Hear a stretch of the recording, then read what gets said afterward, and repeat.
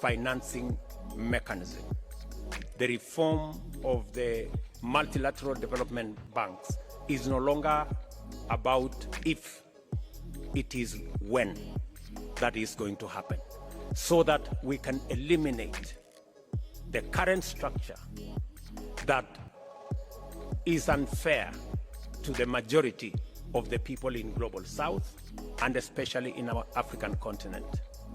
None other than the UN Secretary General himself has said that our continent pay anywhere up to 8 times more than our brothers and sisters elsewhere do.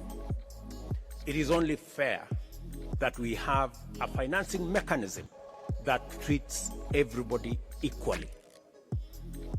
All of us have read about the animal farm, where there are some that are more equal than others.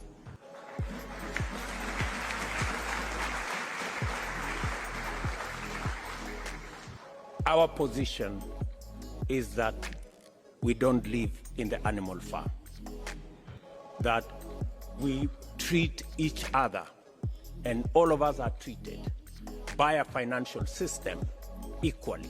And all we are asking, we are not asking for one financial system that favors us. No, we are asking for a financial system that is fair for everybody.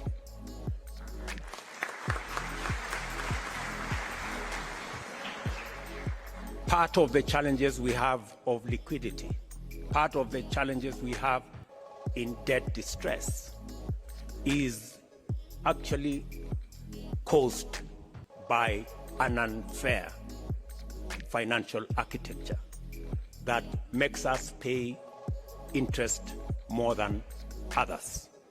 Today, we have a debt stock of $640 billion as Africans, paying close to $70 billion every year. If we had a fair financial architecture that treats everybody fairly and that does not profile Africa as risky, we would be paying less than half what we are paying today in debt repayments.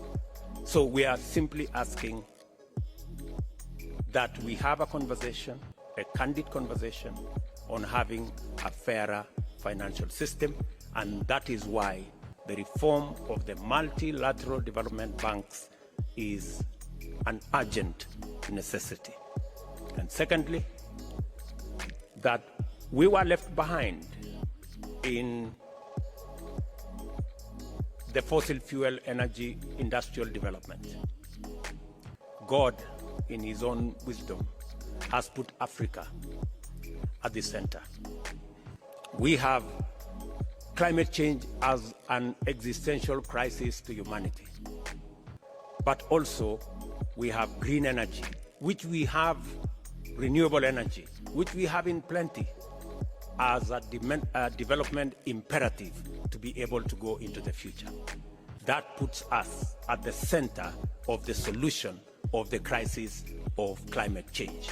And that is a conversation we want to come and have in Nairobi, because Africa, apart from having the greatest stock of renewable energy, we have other assets, minerals, that we have the largest reserves globally that can be used for green energy development. We have the largest reserves of uncultivated arable land that can drive, according to Adesina, my brother, we can increase grain in our globally by up to 100%, maybe even 200%. We have the youngest population, the youngest global workforce in our continent. Ladies and gentlemen, we have what it takes to provide a solution for both decarbonization, taking the world into green industrialization, and also ensuring that we decarbonize everywhere globally. So those are the two things that we must focus our attention and be able to position our continent appropriately. And that's why I said earlier, we need a fit-for-purpose organization, and we need to fund the organization ourselves. You all know it is said, he who pays the piper calls the tune.